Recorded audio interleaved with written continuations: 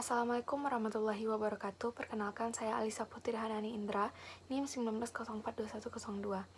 Pada pertemuan kali ini saya akan membahas materi sistem informasi manajemen terkait jenis-jenis software atau perangkat lunak dan bahasa pemrograman. Langsung saja masuk kepada materi yang pertama, yaitu jenis-jenis software. Yang pertama yaitu software aplikasi. Perangkat lunak aplikasi atau software application adalah suatu kelas perangkat lunak komputer yang memanfaatkan kemampuan komputer atau perangkat lunak komputer berdasarkan distribusinya yang dibedakan menjadi beberapa macam, yaitu software berbayar, software gratis atau free, yaitu yang terdiri dari freeware, free software, shareware, dan adware. Langsung saja kita bahas yang pertama, yaitu software berbayar. Software berbayar merupakan perangkat lunak yang didistribusikan untuk tujuan komersil. Setiap pengguna yang ingin menggunakannya, software tersebut dapat dibeli atau dibayar pada pihak yang mendistribusikannya.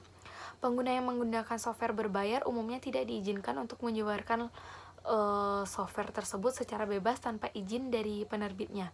Contoh software berbayar ini misalnya adalah sistem Microsoft Windows, Microsoft Office, Photoshop, dan lain-lain. Lalu selanjutnya di sini ada freeware. Freeware atau perangkat lunak gratis adalah perangkat lunak komputer berhak cipta yang gratis digunakan tanpa batasan waktu. Berbeda dengan shareware yang mewajibkan penggunanya membayar, misalnya setelah jangka waktu percobaan tertentu atau untuk memperoleh fungsi tambahan. Para pengembang perangkat gratis seringkali membuat perangkat gratis freeware untuk disumbangkan kepada komunitas. Namun juga tetap ingin mempertahankan hak mereka sebagai pengembang dan memiliki kontrol terhadap pengembangan selanjutnya.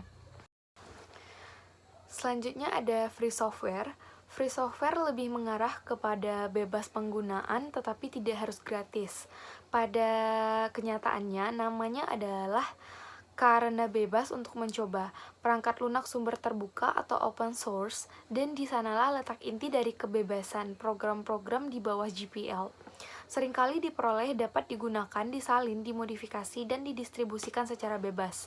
Jadi, free software tidak mengarah kepada gratis pembelian, tetapi kepada penggunaan dan distribusi.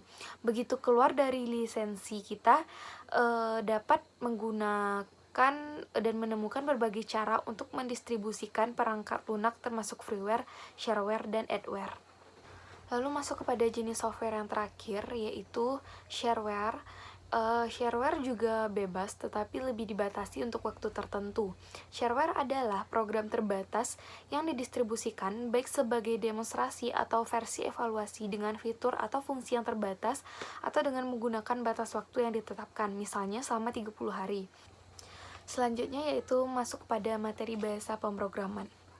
Program komputer atau seringkali disingkat sebagai program adalah serangkaian instruksi yang ditulis untuk melakukan suatu fungsi spesifik pada komputer. Komputer pada dasarnya membutuhkan keberadaan program agar bisa menjalankan fungsinya sebagai komputer. Biasanya hal ini dilakukan dengan cara mengeksekusi serangkaian instruksi program tersebut pada prosesor. Sebuah program biasanya memiliki suatu bentuk model pengeksekusian tertentu agar dapat secara langsung dieksekusi oleh komputer. Program yang sama dalam format kode yang dapat dibaca oleh manusia disebut sebagai kode sumber. Bentuk program yang memungkinkan programmer menganalisis serta melakukan penelaahan algoritma yang digunakan pada program tersebut. Pemrograman komputer merupakan suatu proses interaktif penulisan dan penyuntingan kode sumber sehingga membentuk sebuah program. Penyuntingan kode sumber meliputi proses pengetesan, analisis pembetulan kesalahan, pengoptimasian algoritma, normalisasi kode, dan kadang-kadang koordinasian antara satu programmer dengan programmer lainnya jika sebuah program dikerjakan oleh beberapa orang dalam sebuah tim.